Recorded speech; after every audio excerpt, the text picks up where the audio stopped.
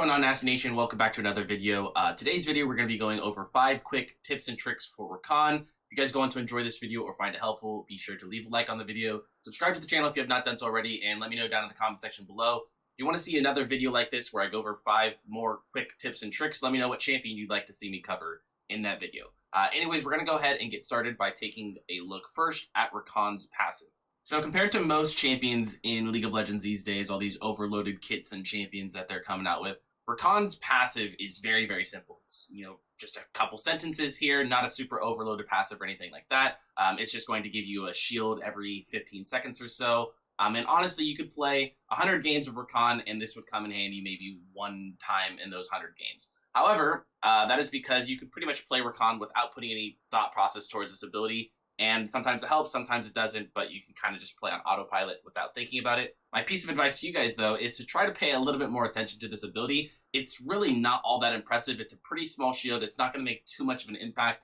But if you just kind of calculate when it's going to be up, pay more attention to it, you might be able to factor this into certain trades or ganks or team fights that you could potentially be putting yourself into. So, for example, if you find yourself in the lane phase and you're thinking, maybe I want to go for a 2v2 play, and you look down and realize that your passive is up in 6 seconds, just wait 6 seconds and then look for a window to engage. Because that small shield, even though it's not all that impressive and isn't going to make too much of a difference in your games, it could be the little sliver of health that you need to survive that 2v2 or that gank or that team fight or whatever it may be. So my piece of advice when it comes to Rakan's passive is just try to keep an eye on it a little bit more and try to make plays when it's up instead of going for plays at any point in time. Just wait those couple extra seconds and make sure that you're engaging once your passive is back up. So next up, we're going to be taking a look at Rakan's Q, and the problem I have with most people, the way that they play Rakan, is they use his Q as if it's supposed to be used for insane amounts of healing or sustain, when in reality, that's just not what Rakan is used for. And I think people try to utilize this ability far too much, so my advice mainly is to just don't put too much value into this ability. A lot of times people are going out of their way to maybe get off an extra heal in a team fight or an extra heal in the lane phase, and they're actually taking bad trades because of it, and it's mainly just because this ability is not that strong. So even though you may go out of your way and you may land your Q, it's not going to be all that much beneficial for you. The main reason that this ability is not worth using a lot of the time is because Rakan isn't designed to be a caster or an enchanter support. He's not meant to have a lot of sustain. You can find different opportunities in the lane phase to kind of poke out behind a wave, throw a Q and sustain, or maybe the enemy team in the lane phase uses some abilities that then gives you the opportunity to walk up and throw a Q out and get a heal. But for the most part, this isn't an ability that you just want to continuously walk up and throw Qs at the enemy for, because it's not really all that worth it. Especially when it comes to engaging in late game team fights, a lot of people are going in, trying to get off an auto attack or a Q, and then looking to hop back out. That's not your priority when you're playing Rakan. Your job is to get into these fights and get out. Don't worry too much about going in, getting a Q, doing all this fancy stuff. Get in and get out, especially when there are multiple people in a fight. Now, let's say you have a situation like this where it is a 2-on-1. Sure, go in, mix in your auto attacks, mix in your Q. You're fine. You're safe to do all of that, and there's no harm in doing that. But when there's a lot of people in a team fight, especially when there are 3 people like this, get in and get out. Don't waste time standing in the middle of this fight trying to get Qs off, because you're staying in the middle of a lot of people as a semi-squishy champion, and that's not what you want to be doing. So again, my piece of advice when it comes to Rakan's Q, use it when it's convenient, but don't put too much priority on this ability, because overall, it's not that strong. It's not the bread and butter of Rakan's kit. Now, when it comes to Rakan's W, my piece of advice is going to pertain especially to the lane phase, and this is all about finding angles to use your W to engage on the enemy team. This is a piece of advice that you can actually apply to a lot of different champions and a lot of different abilities, but it's especially important on Rakan, I would say, because it's going to be your best chance to engage on people. And that is simply just waiting for the enemy team, or the enemy ADC more specifically, to go for a last hit on a minion. That's going to be your opportunity to W. If they're just kind of like walking back and forth in the lane phase, not necessarily going for a last hit, it could be a little sketch. You're going to go in. The good news about Rakan is if you go in and happen to go in and miss, you can always just dash back out. But now you're on a lot of cooldowns, and the enemy team then has a little bit more priority in the lane phase, and they can potentially punish you. So in order to kind of guarantee that your Ws are going to land whenever you're going in, wait for the enemy ADC to go for a last hit on a minion. If you see that they are walking forward to commit, then you just land the W.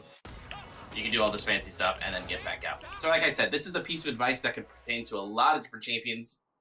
A lot of different abilities on different champions, but when it comes to engaging with Rakan in the lane phase, it is especially important to utilize this piece of advice. Now, my next piece of advice is all about Rakan's E, and as you might have noticed me saying a lot of times already in this video, you always want to try to get into a fight and get out of a fight, right? That is pretty much how Rakan is played. He's kind of different in a sense from all these other engaged supports in the game that kind of double as a tank and an engaged support. You know, someone like Alistar or Leona could afford to go into a fight and then stay in a fight because they're super tanky. Rakan does not have that ability. You're pretty squishy.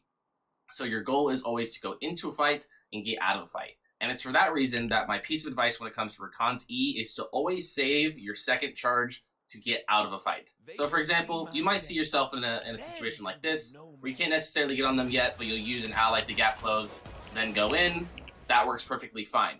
But one problem that I see a lot of people doing is using both charges of their E to get into a fight, and then they find themselves here, and great, you got off this big wombo combo, but now you're probably going to die because you don't have a way back into the fight. And that's especially if you have, no flash, right? Let's say you used your flash earlier.